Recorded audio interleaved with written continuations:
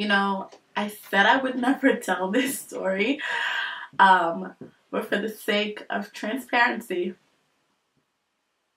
might as well lay it all out there on the table, huh? If I haven't embarrassed myself enough on this series, today is the day, okay? Today is the day. Hey friends, welcome back to my channel. It's Wednesday, more like almost Thursday, but that's not the point. It's hump day, which means it's Court and Coco, duh. Before we get started, I want to thank my friends. What do I keep doing? Pew, pew. Everybody call that. Pew, pew. Everybody call that. Before we get started, I want to thank my friends over at Haitian AF for sending me this shirt, as well as this one. This t-shirt is super dope, and since I'm Haitian AF, it's only right that I rock it on my chest. Say it with your chest. Today's video is going to be another story time video. We haven't done one of these in a while, but I am going to tell you guys a story that I never thought I would tell. Now, of course, there's going to be a disclaimer.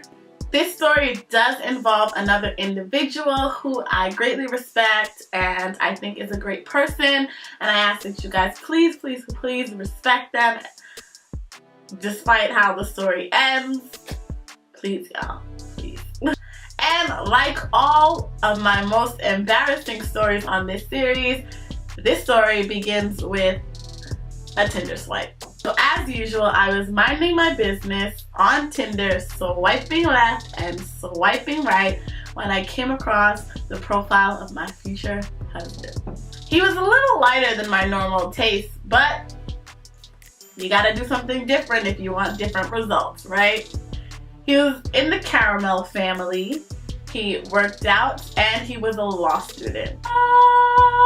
And of course, naturally, we matched. Come to think of it, I'm really not sure how we went from a match to me getting blocked. So we took the conversation from the app to the inbox. We were growing as a couple. I felt like it was going in a really good direction. The bubbles were blue, he seemed smart. We were really connecting on a different level.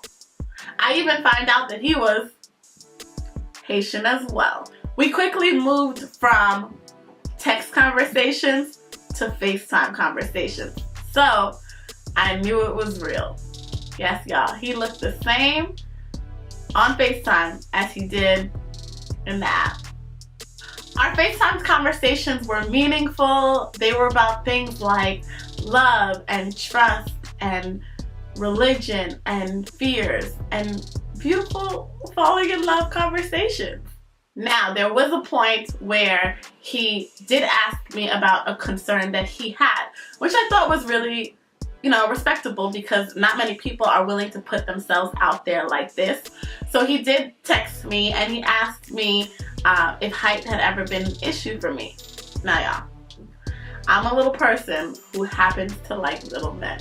That's just been my thing. As the former president of the Fun Size Committee, short men were always welcome here. Not so much anymore. I did let him know that as someone who only stands 5'1" and some change, height had never really been an issue, and I dated men of shorter stature before, so I didn't think that it would be a problem at all. And he let me know that it had been a problem for other people in the past.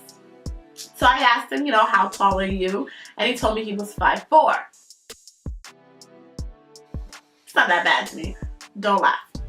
So it even went as far as we decided to meet up and go on an actual date. So we agreed on going to a dinner and a movie. We were going to go see Black Panther. So we were going to get food first and then go see the movie. I'm starting to see exactly where I messed up at and how I got blocked. So y'all know when you're going on a date, you gotta pick your outfit early, you gotta have it together, and it was Black Panther, so I wanted to make sure that I represented for the culture too. So I had my little black dress, my cute leather jacket, and a little beret, because Black power. And of course, because we had already had the height conversation, I wanted to be respectful, so I wore flat boots. Now, he was coming to pick me up. He was such a gentleman. So he did come and get me. Let me know that he was outside. Came out of the house. He got out of the car to open the door for me. And I kid you not, he was shorter than me. At this point, I'm doing the math in my head because I'm 5'1", wearing flat boots. You're 5'4". How am I taller than you? I'm not really sure how that's carry the 1 minus 5 times, maybe it's the square root. Go from the ground, short up. At this point, I figured, girl, you can get past it. Just keep it going. You're gonna be okay. So we pulled up to the spot where we were gonna grab food really quickly, and we're sitting down and we're talking.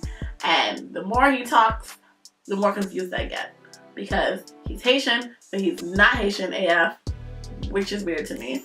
He doesn't really hang around Haitian people. His feet are dangling, my feet are dangling. We're kind of playing accidental footsie, but it's more like stubbing toes.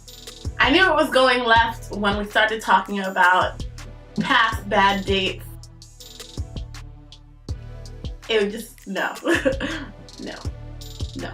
We finished up at dinner and we went to the movies. Disclaimer, shout out to him because he paid for both and he picked me up. You the real MVP for that. So we get to the movie theater and I was already starting to feel uncomfortable, and I also feel super shallow for this because it was weird. It was weird being with somebody that was shorter than me. I'm not gonna lie, guys. I don't think I can do that again.